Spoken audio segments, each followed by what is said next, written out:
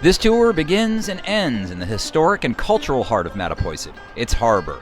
From the mid-1700s to the late 1800s, Mattapoisett was a shipbuilding town, home to as many as 6 shipyards engaged in building whaling and merchant vessels for nearby New Bedford. The massive granite wharves jutting into the harbor bear testimony to the town's maritime legacy and now accommodate a very different sort of boating community.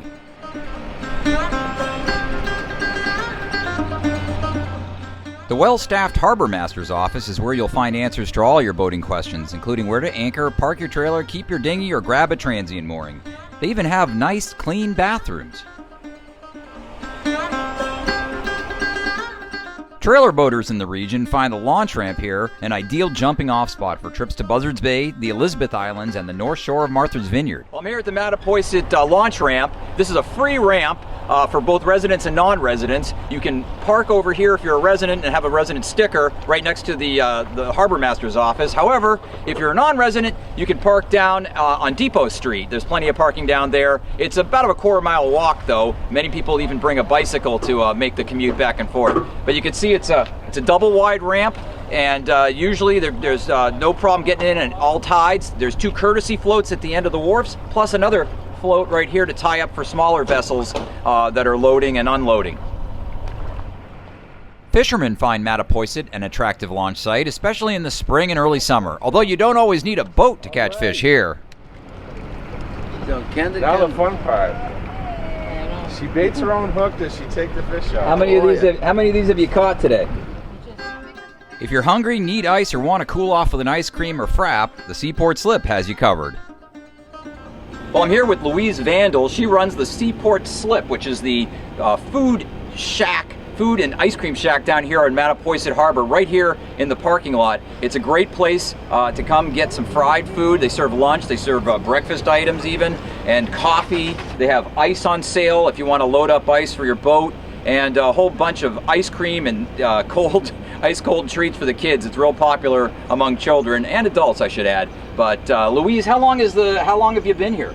I have been here 9 years, but there's been some type of building on the wharf for the last 20 years. Mm-hmm. Yeah. Okay, but you know, I took it over 9 years ago, and it's been very successful for us. Yeah, business is booming. It sure is, as long as the sun is out. That's great. As long as the sun and you guys is say, and you said that you're on Facebook. You have a Facebook page? We have a Facebook page, and we always announce the concerts that we sponsor on Saturday nights, or the band concerts on Wednesday, the kids' teen dances on Thursday night. So there's always something going on down here. That's great. Well, you heard it from Louise. Come on down and see her at the Seaport Slip. Boaters arriving by water can disembark at one of the town floats and go ashore. The east float allows a 20-minute tie-up, while the west float allows a 1-hour tie-up. If you need pump-out service, the town has a station right alongside the center wharf, where this gorgeous Concordia yawl is tied up. Just look for the swordfish. Transient boaters have several options. The town maintains some transient moorings, as does the Mattapoisett Boatyard. But here's a little secret. Boaters should be aware that Triad Boatworks, which is a company boatyard right here in Mattapoisett, makes available a number of free transient moorings. All you have to do is call them up, talk to them, and they'll tell you which one to take and how to go about it. Boaters can also drop the hook inside the designated anchorage located on the south side of the harbor. Dinghies can be tied up at the dinghy dock extending from the westernmost wharf. If you're seeking full boating services, there's really only one game in town, the venerable Mattapoisett Boatyard. Well, this is the Mattapoisett Boatyard. It's located on the north side of the harbor. It's the only full-service boatyard marina on Mattapoisett Harbor, and it's the only place to get fuel. So if you need gas or diesel, this is where you gotta go. They offer pump out, a launch service, and there's another pump out facility we should mention at the wharf. Right next to the boatyard is the Mattapoisett Yacht Club, a laid-back, reasonably priced club that holds weekly sailing races. As mentioned, Mattapoisett is rich in maritime history, and just east of the Yacht Club you'll find Ned's Point Lighthouse, built in 1838. The park surrounding the light is open to the public and a great spot to launch a sailboard, kiteboard, or kayak. And speaking of kayaking, Mattapoisett has several paddling venues worth exploring, including Brant Island Cove near the Fairhaven border.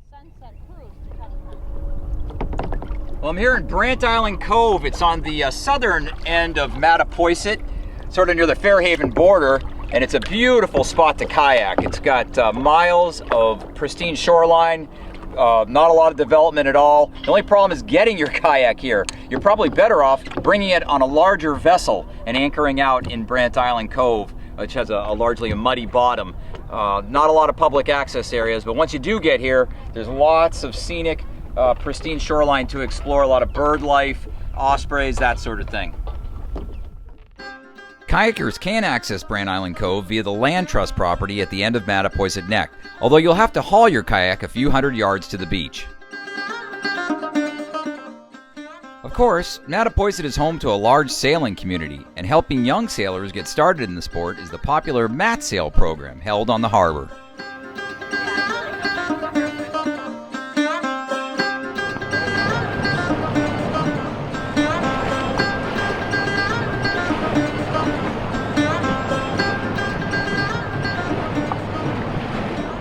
Well, I'm here with Amanda Mayall. She is with the Mat Sail program. Amanda, tell us a little bit about Mat Sail. Well, it's a great program. This is our 5th summer going. We service kids anywhere from age 6 to 15. We've been working with Old Rochester High School, and all in all, it's a great experience for the kids to be out here. Yeah, so you have a camp almost, right, where you teach the kids how to sail 420s and bugs and that sort of thing? Yep, we have the bugs made by laser. We have Catalina 14s, and we have the 420s, and we use them all. That's great. Well, I should point out my son Max is going to be under Amanda's care next week. Hopefully she'll do good work with him and teach him how to sail that sunfish that he just bought over the winter. Excellent.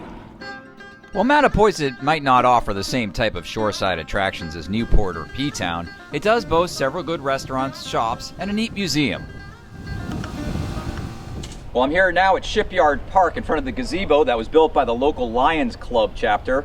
It's right on the harbor. It's a beautiful setting, especially on a summer evening. There's free concerts in the evenings, there's teen dances, and of course Harbor Days, which happens every July.